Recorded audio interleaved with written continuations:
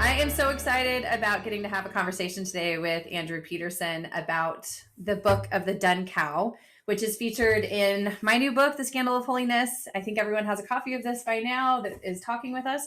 And we're going to talk about creation care and how Walter Wangerin Jr.'s book will help us love the earth better. So, Andrew, could you introduce yourself to everyone in case they don't know who you are?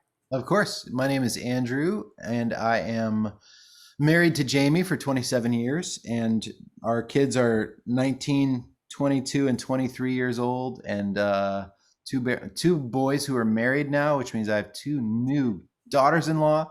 And so that's my home life. I'm a singer-songwriter, and I've written the Wingfeather Saga, which is a fantasy series, and also two memoirs, and also founded a ministry called the Rabbit Room about 15 years ago, which exists to cultivate and curate story, art, and music to nourish Christ-centered communities for the life of the world. How's that for a Yeah. mission statement? That is so fantastic. Well, and I love that you started with your family because I think a lot of what we're talking about right now is kind of, the origin of place and community and how it branches out from there, but how we don't reach out larger before we Mhm. start smaller, really investing where we are. So thank you for your bio introducing even with your Sure. community and your family there. So I know you know our author. I got to meet Walter one time. He signed a book for me years ago at the Calvin Festival of Faith and Writing, Mhm. and he was able to give a talk. And I was immediately touched by how committed he was as an artist, really to make Christ known through his work. Do you mind telling us just how you knew Walt and how you got involved with him? Yeah. So Jason Gray is a dear friend. He's a singer-songwriter. And Jason and I share a love of books and a lot of the same writers. And he I think he bought me a copy of Book of the Dun Cow, or he was aghast that I hadn't read it before. And my experience of Walt before that was my dad, who's a pastor, used to subscribe to the Wittenberg Door. I don't know if you remember that old magazine. Anyways, kind of this wry, funny Christian intellectual magazine. It was always stacked up in the bathroom. And anyway, on top of it was a book called Ragman and Other Cries for Faith that my dad loved. And so I had read Ragman before, and in high school, before I was really a Christian, I didn't really know what to do with it. But I remember even then being very surprised by Walt's voice. Like, he has such an unmistakable writing voice that, like, within two sentences, you know it's him. You know what I mean? Mhm. And anyway, that was that. But so then later, 20 years later, when Jason Gray was like, "Have you read Book of the Dun Cow?" I was like, "Oh, he's that Ragman guy, right?" So I read Book of the Dun Cow and was just flabbergasted by it. It was so, I mean, it was like a lot of things that I had read, but it was also very unlike anything that I had ever read before. And I was like profoundly moved by it, also profoundly creeped out by it. It's one of the like most unsettling depictions of evil in any book that I've read before. And I also recognized in Chanticleer my father. So my dad is a small town pastor. And I asked Walt about this later. I was like, "Did you mean for Chanticleer to be the pastor of a church in this book?" And I don't really remember his answer, but I think that's what he was doing. Mm. Because, he's got all these memoirs about Walt being the pastor. And there was something about Chanticleer's gruffness, Mm. like his impatience, but also deeper than that, his deep love for his community, Mhm. which I was like, "Oh man, I love this character." And I was like, "Oh, I think it's because it reminds me of my dad." Hopefully my dad won't watch this because he's gonna be impatient. What do you mean? But anyway, I that was my experience of it. It was just this really interesting analogy between what was happening in the story and what's happening in a local church. So Yeah. that was one take on it. But that's also, I also experienced it as pure fantasy and Yeah. myth, and Yeah. it was amazing that way. So that's the setup. I fell head over heels in love with Welt's writing Mhm. when I read that book, and then I went on from there and read Yeah. as much as I could get my hands on. And then the Rabbit Room. This was 15 years ago or so. We were planning our first Hutchmoot, which is our Rabbit Room conference, Mhm. and we had never done it before, but we wanted a keynote speaker that would kind of exemplify a lot of what we'd like to talk about, which is this intersection of um, poetry, art, Mhm. storytelling, and the ways the Holy Spirit sometimes uses that to make himself known, right? Yeah. So in it's not like everybody we talk about oh, how do I put it? So it's like there's the Lewises and the Tolkiens and those guys. Um, and in that Walt was like a living author in that writing in that same tradition. Mhm. Mhm.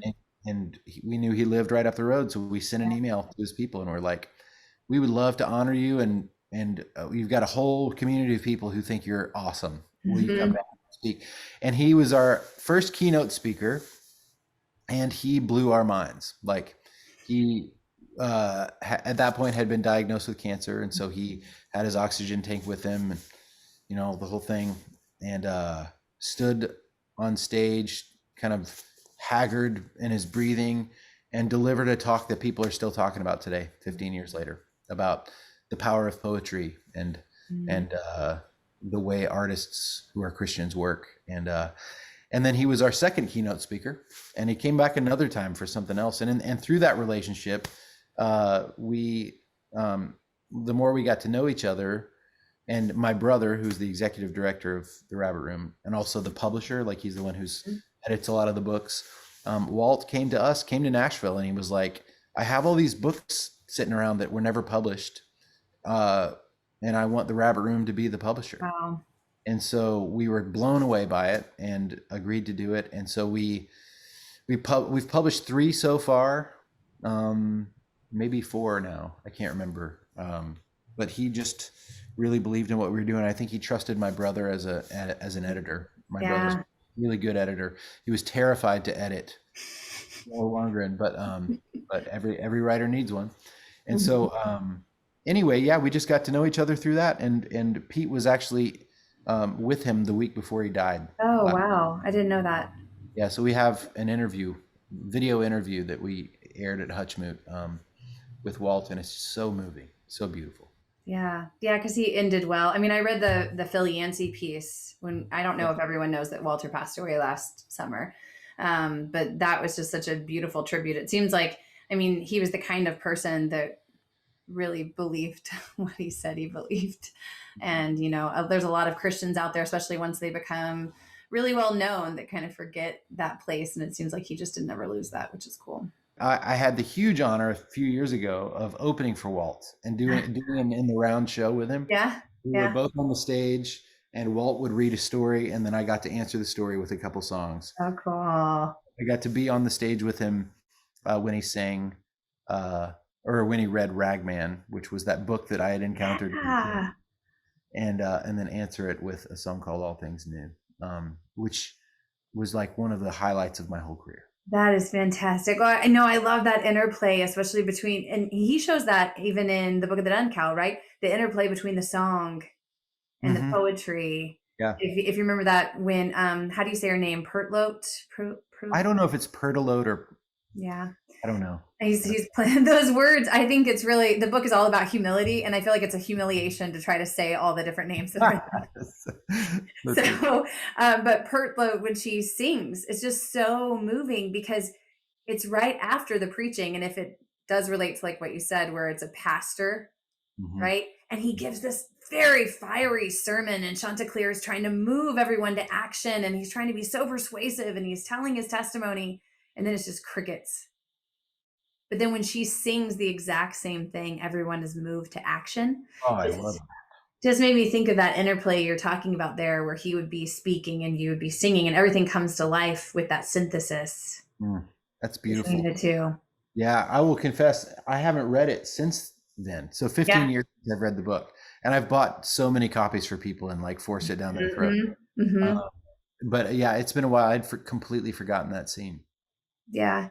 Well, it's, for me, it was one of those books I hadn't read. Everyone tried to force me to read it too. Like I love visual aids, so I just keep picking it up, but everyone kept trying to get me to read it. And I remember seeing the play, the Calvin Festival did a play of it. How did that work? So they performed it. It was a round stage, so very chic, like Shakespeare setup, and everyone was performing in the middle. And the students had adapted the book, so they had, done this.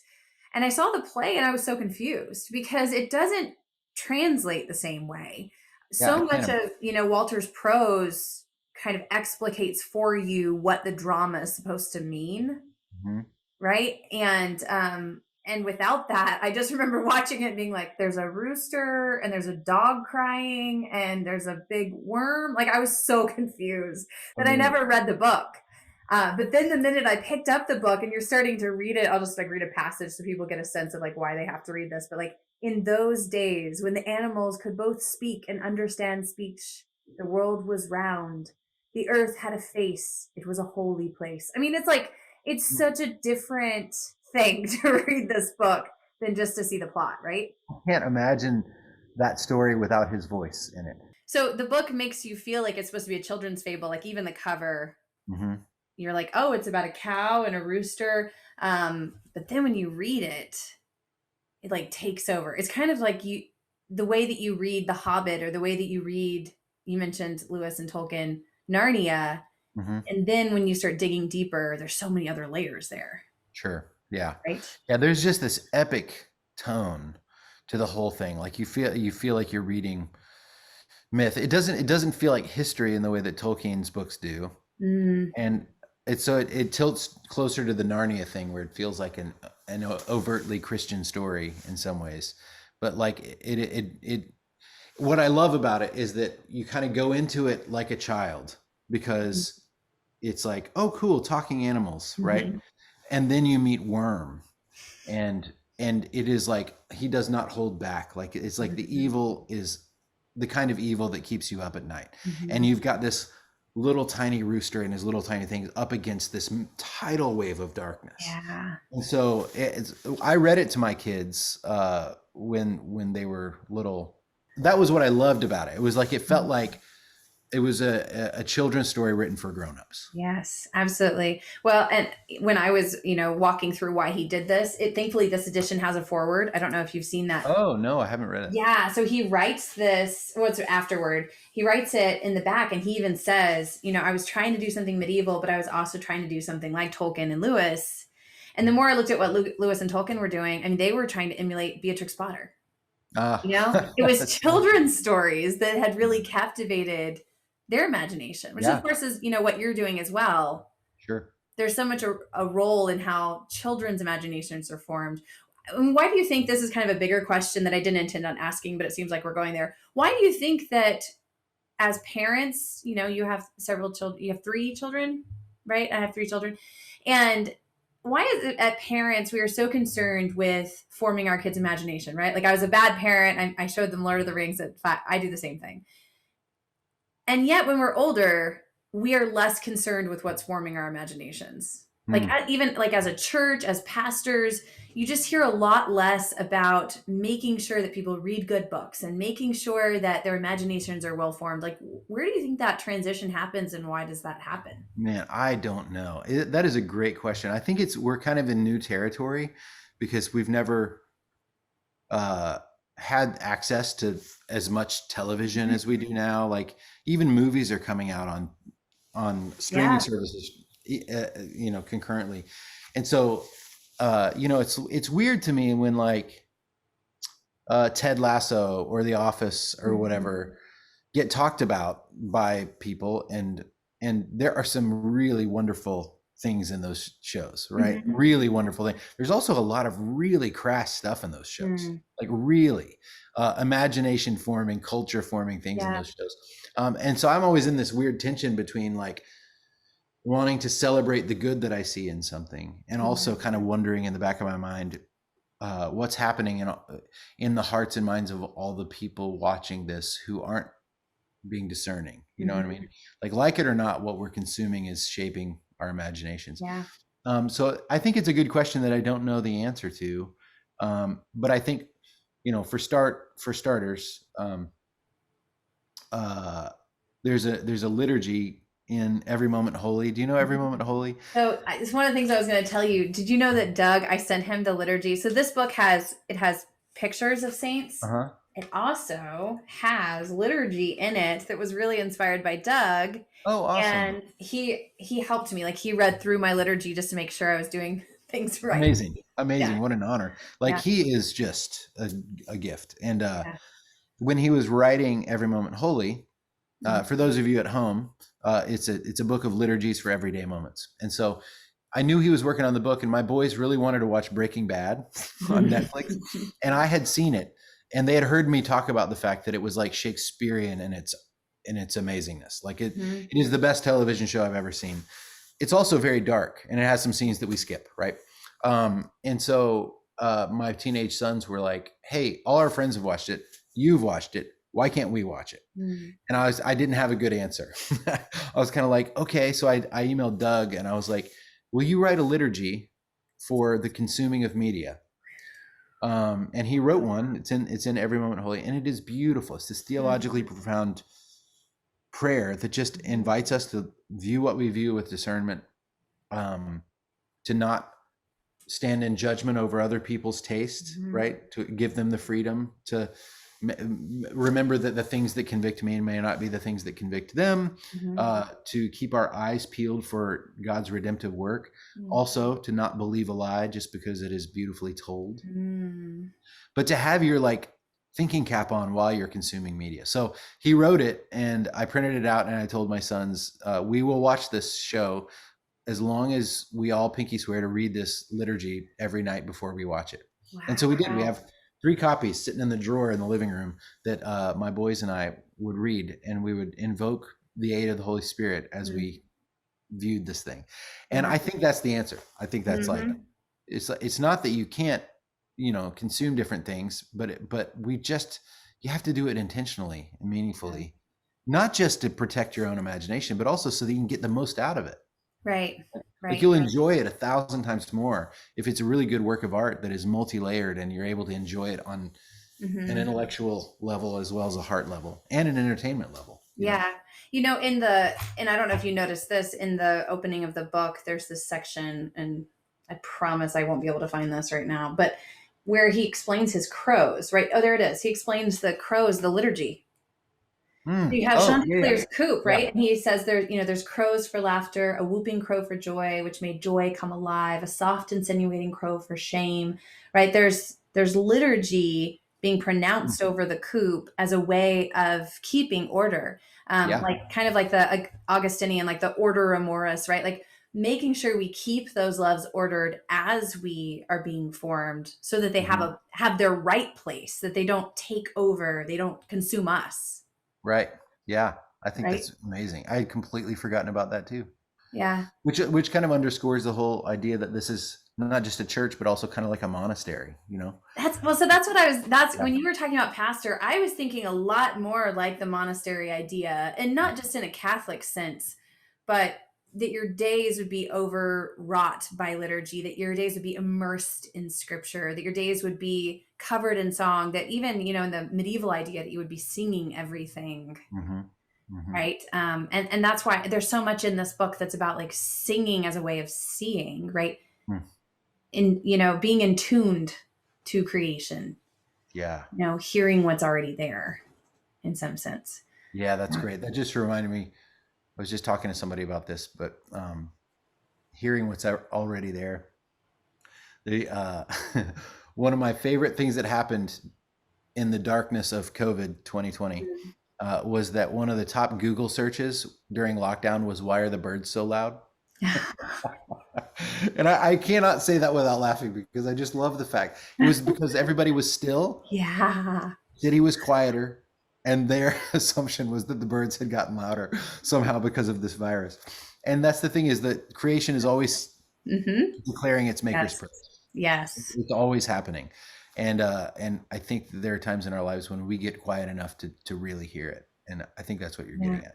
Well, and I think this is where I'm not going to fight you on the media thing, because I do a lot more books than I do TV. But I Uh-huh. think that when you're reading, you become more in tune with those things I think so. rather than even media consumption, right? Like even if Yeah. media, even if you can read certain media at multiple layers, which I know you can, and there's Right. great films that do that, and there's great shows that do that. something is happening to a person when they're reading that kind of lets that noise and the good noises, right? Like the Yeah. music come Yeah, in a I different way. totally agree. I if I didn't love a really great show so much, I would just read all the time.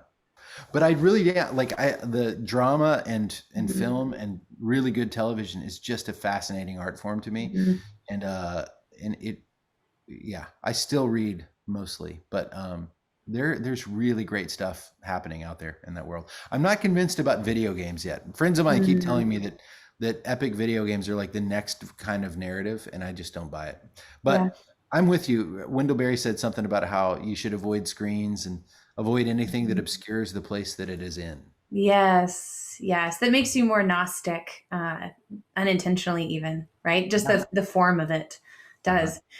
One more thought I had that kind of talks about your work a little bit more than I probably intended to. But in the same way that you said you wanted a living author that was a lot like Lewis and Tolkien, but kind of stepped into this space, I Mhm. thought of years ago Randy Boyagoda, who's a contemporary novelist, Catholic writer, and he said, "I'm sick of Flannery O'Connor." And what he meant was, it's just there's got to be somebody else now. Yeah. And I love Flannery. Right? I think I actually have a like Flannery O'Connor shirt underneath my sweater right now. I love Flannery, but at the Uh, same time, what are those living authors? And I don't know if they are being formed the same way or not. It seems like what mhm. you're doing is you're really trying to find them and kind of join their voices. You know, the right response for the church is to not just live nostalgically in the past, but learn from those past writers and then pass them on, right? Totally. Yeah. And I think I remember going to a C.S. Lewis conference in Nashville like 15, 20 years Mhm. ago, and I'd never been anything like that before. And I was so turned off by the end of it, uh, because I think it was Lewis and Tolkien. And it Mm. was like every essay that had been written was some like hyper academic essay about, you know, Numenor and the elves and the whatever, and Tolkien's use of language and Lewis's whatever. And I just was like, man, if you guys spent half the time writing about their books, um, and instead were writing your own, Yes, yeah. like those guys would be like, stop talking about us, you know. That said, like I'm not bashing it because I Mhm. kind of still love listening to people talk about that stuff. Mhm. But in the rabbit room, where there's this very forward looking thing, I it's love like, it. man, we see what these guys are doing. The Lord is raising up more Tolkien's and Lewis's, Mhm. Mhm. and not just the church but the culture at large. We need good storytellers. Yeah. Eugene Peterson talked Yeah. about how he thinks that the church should be ordaining writers, you know, like we should be like taking writing and storytelling so seriously that the church is calling people to it specifically. So one last thing I would say, I love Tim Keller. I don't know if you read the David Brooks article that came out a couple weeks ago, kind of about evangelicalism in America and the divide that's happening and all this kind of stuff. Mm-mm. And he interviewed all these great people, Karen Swallow Prior, and you know, all the right people were being interviewed. And he asked Tim Keller what we should be doing to engage the culture at this point. And Mhm. Tim listed this great list of things, you know, kind of programmatic things about academics and, Mm. you know, for public forums, that kind of thing. And I remember reading it and being like, and again, I'm not throwing shade because I think he's great, but Mhm. there was no mention of the arts. Yeah. It was all academics, and I was kind of like, what about the storytellers and the painters and the Yes. poets? Yeah. Like really, that is doing a quiet work in the culture in a really beautiful way. And that's not to say that academics don't matter; they really Right. do, but not to the exclusion of the arts. I'm Yeah. just kind of defensive of it for No, obvious I reasons. think, well, and I think that's a great place for us to end the conversation on, because I think that that's exactly why I would really recommend Walter's work, is that he is picking up that legacy, and he's also inviting people then to respond by telling their own stories, by reading their own lives to see what story is at work. And Yeah. I'm hoping that that's where my book steps into a gap, that it's not academic, but it's really a teaching guide that says, go read this, go read this, go Oh, read it's this. great. So I It's hope. great. I'm so excited So, about that book. Yeah. thank you. Thank Yeah. you. Congrats on that. It's Oh, good. Have thank you. you read a book called The Borderlands by Roger Lloyd? No, I'll write it down. Okay, write it down. It's hard to Okay. find. I think it's out of print. Okay. I was just at a C.S. Lewis conference last week after I just bashed C.S. Lewis conferences.